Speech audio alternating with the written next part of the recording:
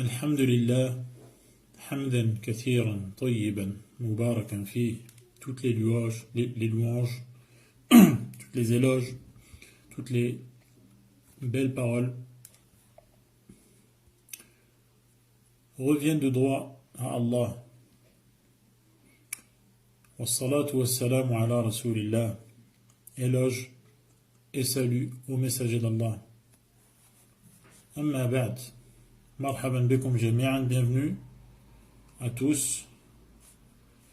On reprend donc, après une pause pendant le mois de Ramadan, on reprend notre série au sujet des noms d'Allah, comprendre les noms d'Allah, pour pouvoir les dénombrer, les recenser, les retenir, en connaître le sens et agir en conséquence. Car celui qui agit de la sorte entrera au paradis. Celui donc qui réussit, qui parvient à recenser 99 parmi les noms.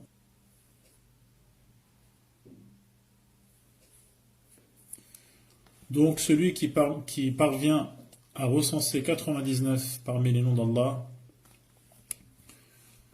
entrera au paradis, comme le prophète sallallahu alayhi wa sallam a annoncé. Les noms d'Allah sont plus nombreux, il y en a plus que 99, mais celui qui réussit à réunir la connaissance de 99 parmi ces noms, et sait ce qu'ils veulent dire, et agit en conséquence, donc il sait qu'Allah entend tout, donc il fait attention à ce qu'il dit, il sait qu'Allah voit tout, il fait donc attention à ce qu'il fait, et ainsi de suite. Cette personne entrera au paradis. Le dernier nom qu'on avait étudié était Al-Mu'min. Alors je fais un tour du côté du quiz. Première question, le sens du nom Al-Mu'min tourne autour de l'approbation et de la reconnaissance. C'était vrai, il y avait 78% de bonnes réponses pour ce cours numéro 10 au sujet du nom Al-Mu'min.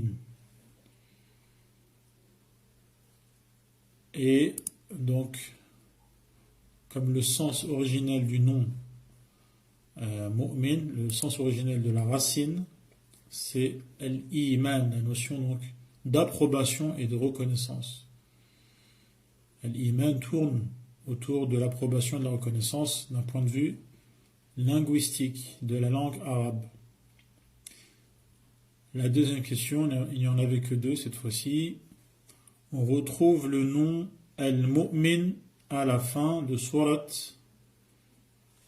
Al-Hashr. C'était la bonne réponse. 70% de bonnes réponses. Voilà, donc pour le dernier cours. On passe maintenant au cours numéro 11, qui a donc lieu ce soir, qui est donc le lundi, qui est la nuit du mardi 25 mai, qui correspond donc au 13 Shawwal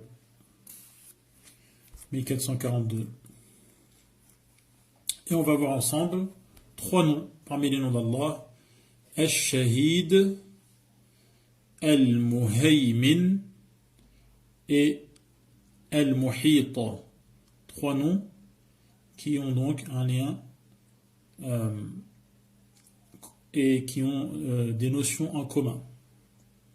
Al-Shahid, Al-Muhaymin et Al-Muhita. Al-Shahid signifie que Allah est celui qui surveille. Il surveille en dominant toute la création. Tout élément est dominé par Allah, qui surveille cet univers, ce monde. Tous les sons, aussi imperceptibles soient-ils, lui sont audibles, il les entend. Tous les êtres, même les plus infimes, les plus petits, les plus microscopiques, lui sont visibles. Son savoir, le savoir d'Allah, Al-Shahid, englobe tous les aspects de cet univers. Et Al-Shahid signifie également qu'Allah est témoin des agissements de ses esclaves. Et ce témoignage est en faveur des gens ou à leur charge, en fonction donc de leurs actes. S'ils agissent correctement comme il se doit, Allah est témoin de leur agissement et cela est en leur faveur. En revanche, si les gens n'agissent pas comme il faut, ils commettent des déviances, des écarts, des péchés, eh bien Allah est témoin également et cela est contre eux, se retourne contre eux. C'est donc à leur charge. Voilà donc concernant le premier nom que l'on étudie ce soir, qui est Ash-Shahid. Donc on reconnaît le Shin, le Ha et le Dal qu'on retrouve par exemple dans Ashhadu an la ilaha illallah, le témoignage. On retrouve dans le témoignage Ashhadu, je témoigne. Je témoigne. Et également je suis présent, Ashhad, c'est-à-dire je suis également présent, comme dans le verset Faman shahida minkum ash-shahra falyasum, ceux qui sont présents pendant le mois de Ramadan, qui sont présents, c'est-à-dire qui ne sont pas en voyage, eh bien ils devront jeûner. Donc comme on le sait, ceux qui sont en voyage ont la dispense de ne pas jeûner. Donc à condition de rattraper ensuite. Et donc la racine Shin, Ha et Dal qu'on retrouve dans Ashhadu, dans Shahida, dans la Shahada et également dans ce nom Ash-Shahid, on retrouve la notion de témoignage et de présence. Al-Muhaymin. Al-Muhaymin. On retrouve également ce nom à la fin de Surat Al-Hashr. Et Wallahu ala kulli shay'in shahid, également on le retrouve dans le Coran pour le premier nom. Le deuxième nom, donc Al-Muhaymin, deuxième nom pour ce soir bien sûr, signifie que Allah a pleinement connaissance de tous les détails. Rien de ce qui serait subtilement caché ne pourrait lui échapper. Ça ne sert à rien de cacher les choses à Allah, car elles ne lui échappent jamais, aussi subtiles soient-elles. Et donc Al-Muhaymin est celui qui surveille sans exception tout ce qui existe, tout ce qui se passe. Il domine tout par son omniscience, c'est-à-dire sa science, sa connaissance qui couvre, qui englobe toute chose. Donc on voit que Al-Muhaymin a un sens proche de Al-Shahid. Al-Muhaymin et Al-Shahid. Al-Shahid en allongeant donc le Ha. Le Ha, Shahid. Troisième nom pour ce soir, Al-Muhit. Al-Muhit. On retrouve également dans le Coran, Wallahu min wara'ihim muhit. Et donc, Al-Muhit, Muhit, c'est-à-dire que le savoir d'Allah et son pouvoir d'action, ainsi que sa miséricorde, cernent toutes les créatures. Toutes les créatures sont cernées par Allah, par son savoir, par son pouvoir, par sa miséricorde. Wa rahmati wasi'at kulla shay, comme Allah nous informe que sa miséricorde englobe, cerne tout, recouvre tout. Ainsi, rien ne peut lui échapper, puisqu'il cerne toutes les créatures. vu l'étendue de ses attributs, vu l'étendue de ses qualités. Donc l'étendue de son pouvoir, l'étendue de sa vue, l'étendue de son ouïe, l'étendue de sa connaissance, et ainsi de suite pour tous ses attributs. Vu l'étendue et la perfection de ses attributs, rien ne peut lui échapper et nous sommes tous cernés. Tout cet univers est à la merci d'Allah. Allah peut y produire, y faire et réaliser ce qu'il veut, où il veut, avec qui il veut, quand il veut, comme il le veut. Tout cet univers, tous les éléments qui constituent cet univers, nous y compris, sont à la merci d'Allah. Rien ne peut s'opposer à sa volonté. Voilà donc pour ces trois noms qui signifient ensemble qu'Allah est omniscient. Sa science cerne absolument tout, le visible et le secret, le subtil et l'évident, le passé et le futur. Allah nous informe dans le Coran que ceux qui parlent à voix basse pour garder ce qu'ils disent au secret et dans la confidence, tout comme ceux qui parlent à voix haute et en public, tout cela est égal à Allah.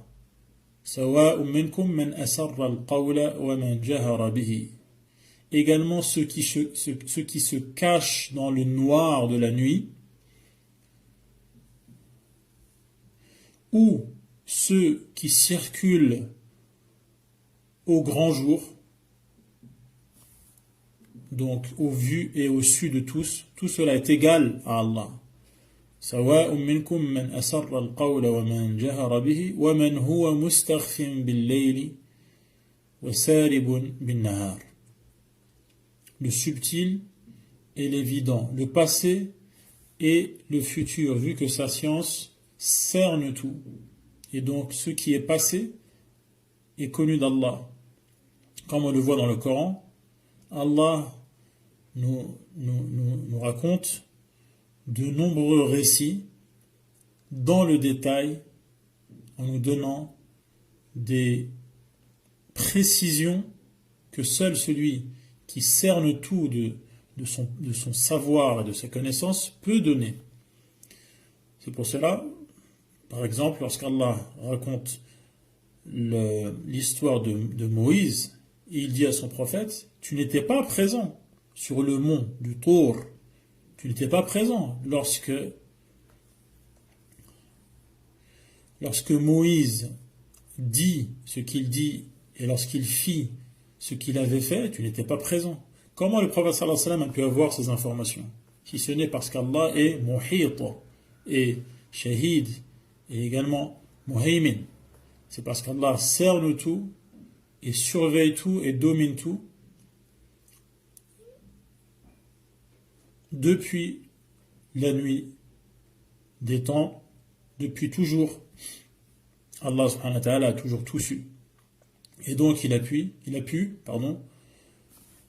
rapporter, relater les événements dans les détails qu'on voit dans le Coran, avec les noms des personnages, avec les dialogues qui se sont déroulés entre eux, avec même les sentiments qu'ils ont ressentis.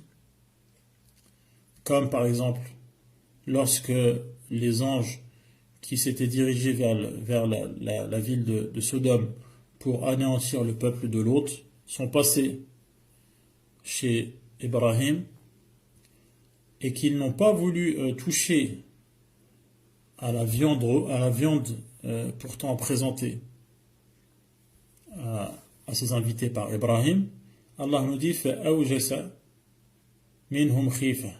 Allah nous dit que il a ressenti de la peur. Même les sentiments qu'ont ressenti les gens qui ont existé dans le passé, tout cela est connu d'Allah et a été relaté dans le Coran.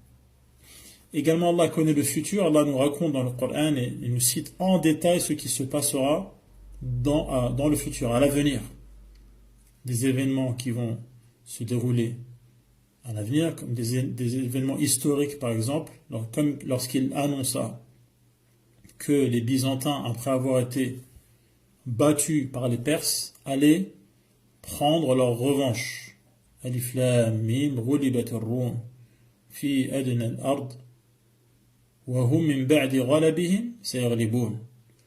Et il a même donné les délais dans lesquels cette revanche allait être reprise ou prise.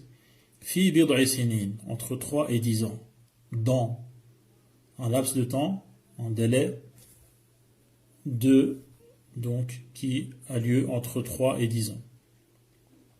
Et Allah nous informe également de ce qui se passera le jour du jugement. Et les expressions, les plaintes qui auront lieu, les échanges qui auront lieu entre les gens le jour du jugement, les gens entre eux, entre les gens et les anges, entre les anges et les habitants du paradis, les habitants de l'enfer, les dialogues entre les gens du paradis eux-mêmes, car Allah est Shahid, Muhaymin et Muhit, sa science cerne tout, même ce qui va avoir lieu avant que cela n'ait lieu. Allah connaît même ce qui ne s'est pas passé et ne se passera pas. Il sait si cela s'était passé, en supposant que cela se soit passé, comment cela se serait passé. Comme Allah nous dit, si les gens de l'enfer, après avoir demandé de revenir sur terre pour agir correctement, s'ils étaient revenus, ils auraient recommencé leur égarement, ils auraient recommencé leur rébellion et leur refus d'adorer Allah. Alors que cela ne se passera pas, car personne ne pourra revenir sur terre. Mais la science d'Allah cerne tout, car Allah est Muhit, il sait même comment se passeraient les choses qui ne se passeront pas si elles s'étaient passées. Et donc Allah entend également tous les sons, qu'ils soient faibles ou clairement audibles. C'est pour cela que le prophète sallallahu alayhi wa sallam a dit aux compagnons qui faisaient des invocations, demandaient à Allah ce qu'ils avaient demandé, mentionnaient Allah, et ils levaient la voix. Ils faisaient cela à voix haute. Et le prophète sallallahu alayhi wa sallam leur a dit qu'ils n'avaient pas besoin de se fatiguer à lever la voix, car Allah subhanahu wa ta'ala n'est pas absent, mais qu'il était proche d'eux et qu'il entendait parfaitement leurs invocations. Ils n'ont donc pas besoin de crier. C'est pour cela qu'on voit que Zakaria, lorsqu'il a invoqué Allah, il l'a fait à voix basse, il l'a fait discrètement. إِذْ نَادَى رَبَّهُ نِدَاءً خَفِيًّا. Allah est Muhit, Shahid, Muhaymin. Et sa présence fait que nous n'avons pas besoin de crier pour s'adresser à lui. Allah a effectivement entendu la voix de Yunus lorsqu'il se trouvait dans les ténèbres des entrailles du poisson qu'il avait englouti, lui-même dans les ténèbres des profondeurs de l'océan, mais lorsqu'il s'adressa à Allah en disant « La ilaha illa ant » nul n'est digne d'être adoré si ce n'est toi, « Subhanaka » loin de toi tout défaut, « Inni kuntu min al-zalimin » je fais partie des injustes, ou j'ai fait partie des injustes. Allah l'a entendu et a répondu à sa requête, à sa demande. Et il l'a sorti de cette situation, compliquée dans laquelle il se trouvait, au fond du ventre d'un poisson.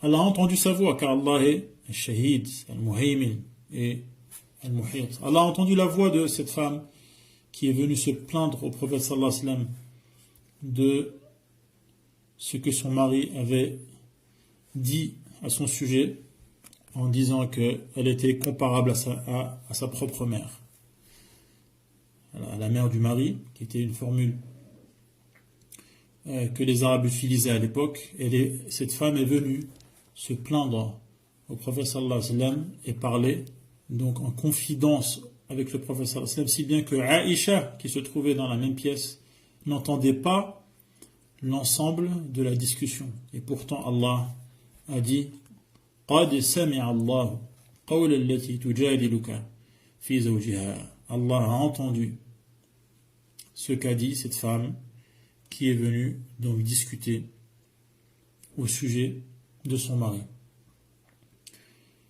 Car Allah est al-Muhit, son oui cerne et englobe tout. Il en est de même pour sa vue. Allah voit tout ce qui existe, du microscopique au gigantesque, de l'infiniment petit. Chaque particule, chaque parcelle, chaque poussière dans cet univers est connue d'Allah, et Allah la voit et est capable d'en faire ce qu'il veut. Il en est de même pour les éléments gigantesques, comme les astres et ceux qui peuplent ou occupent l'univers.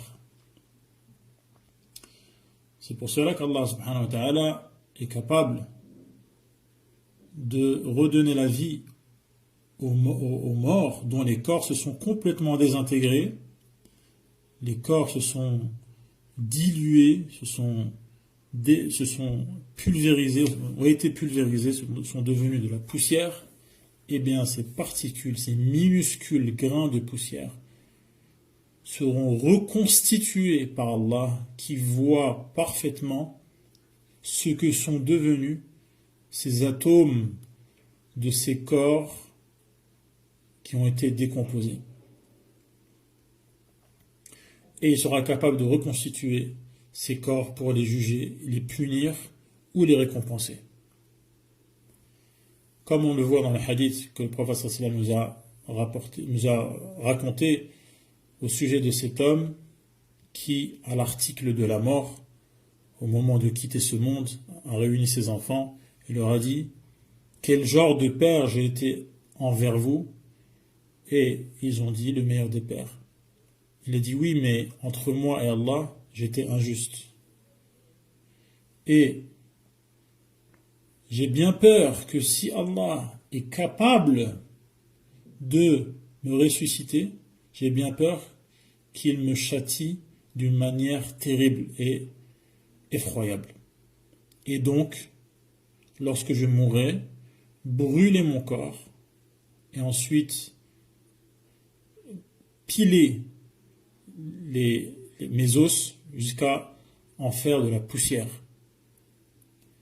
Et ensuite, ces cendres, cette poussière, dispersez-la au vent, une partie sur terre et une autre partie en mer.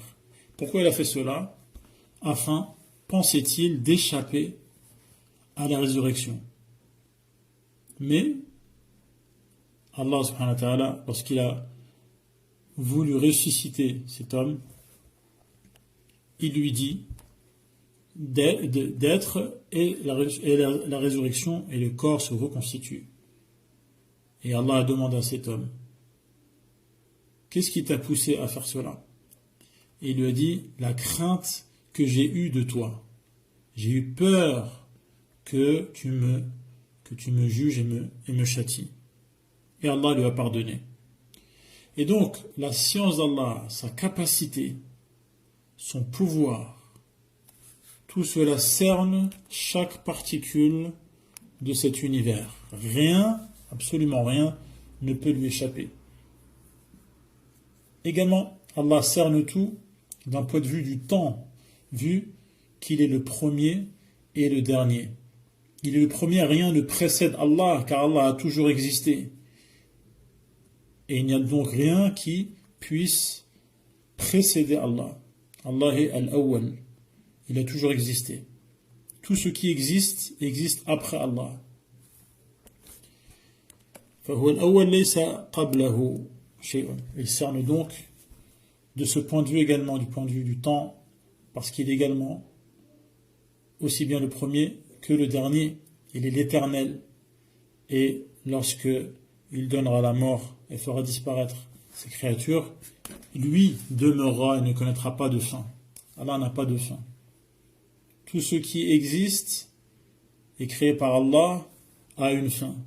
Mais Allah, lui le créateur, n'a pas de fin, il est éternel et il est donc celui qui cerne tout. Et qui continuera à exister lorsque les créatures auront disparu. Et donc Allah cerne également de ce point de vue-là. Également Allah cerne et Al-Muhit et Al-Muhaymin et Shahid, car il est à la fois le plus haut, rien n'est au-dessus de lui, il est Zahir, et il est également le plus proche, rien n'est plus proche que lui. Et donc il cerne tout ce qui existe. Allah est au-dessus de son trône. Il administre royalement cet univers et il est au-dessus et surveille et domine le monde. Et également il est le plus proche, car rien ne lui fait obstacle et rien ne lui échappe, rien n'échappe à sa vue, à son ouïe, à son pouvoir d'agir, à sa connaissance. Rien ne lui fait obstacle. La surface ne cache pas la profondeur pour lui. Ce qui est au-dessus ne cache pas ce qui est en dessous. Cela lui est égal. Rien ne recouvre, ou plutôt ne couvre ou n'occulte par sa taille ce qui est plus petit. Ce n'est pas parce qu'une chose est derrière une autre chose qu'Allah ne la voit pas. Ce qui est proche ne s'interpose pas entre lui et ce qui est plus éloigné. Tout cela est égal à Allah, car il cerne tout. Rien n'échappe à sa science, rien ne se soustrait à son pouvoir, ni à sa souveraineté. Rien ne se dérobe à sa capacité, ni à sa puissance. Rien ne se refuse à lui. Lorsqu'il a voulu détruire ceux qui ont osé s'opposer à lui et à ses prophètes, personne n'a pu leur venir en aide. Personne n'a pu les secourir. Également, rien n'est trop pour Allah. Trop demander n'existe pas pour Allah. Trop lui demander n'existe pas, car rien n'est trop pour lui. C'est pour cela que lorsqu'on invoque Allah, on ne dit pas à Allah, donne-moi ceci, si tu veux. On ne dit pas, et Allah, fais-moi entrer au paradis, in shi'ta. C'est pour ça qu'on ne dit pas Inch'Allah lorsqu'on fait un dua, car rien n'est trop pour Allah. Et Allah est généreux. Et donc il faut être ambitieux lorsqu'on lui demande, car il cerne tout et il possède tout. Également, Allah cerne les actes que nous accomplissons. Et donc tous nos actes sont consignés, enregistrés par Allah, qui est Muhit. Il connaît les quantités de nos actes, le nombre, les proportions des actes, et ainsi que de leurs récompenses et des punitions. Il sait exactement combien chaque acte mérite comme récompense ou comme punition. Il cerne tout cela, rien ne lui échappe.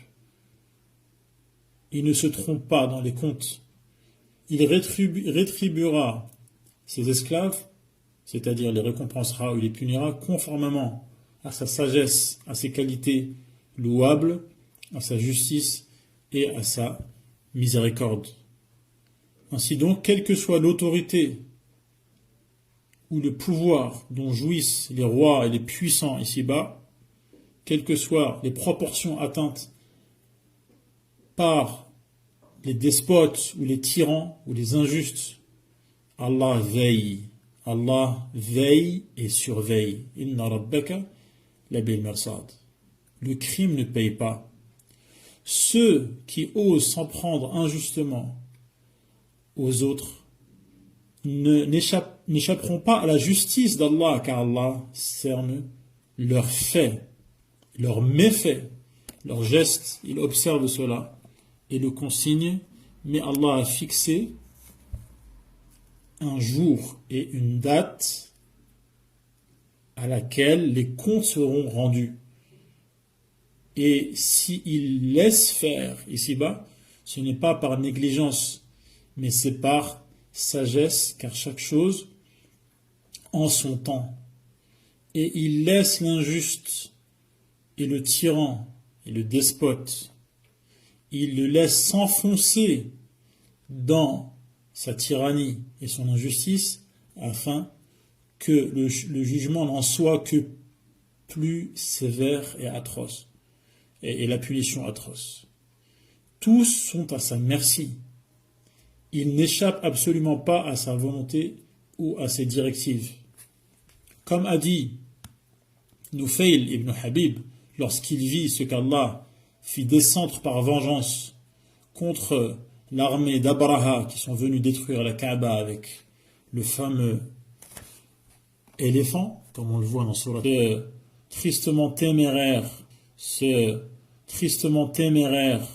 cette tristement téméraire armée, il a dit: où veux-tu fuir quand c'est Allah qui te pourchasse? Point de refuge, tu es vaincu, quoi que tu fasses. Ces trois noms donc, Al-Shahid, Al-Muhaymin, Al-Muhit, ces trois noms sont relatifs à l'étendue de la science d'Allah, au fait qu'il cerne tout, à l'importance de sa royauté et de son pouvoir, et au fait qu'il témoigne en faveur de ses esclaves ou contre eux, selon leurs actes. Ces noms sont également relatifs à la rétribution, c'est-à-dire à la récompense et à la punition, au fait qu'Allah soit le seul à décider du sort des gens, conformément aux lois de la prédestination, al-qadar, de la religion, al-shara', et de la rétribution, al-jaza. Et Allah sait mieux. Voilà pour ce soir. Je vous donne rendez-vous, Inch'Allah, comme d'habitude, l'habitude que nous reprenons tous les lundis pour continuer cette série. Wallahu a'lam. Wassalamu alaykum wa rahmatullahi wa barakatuh.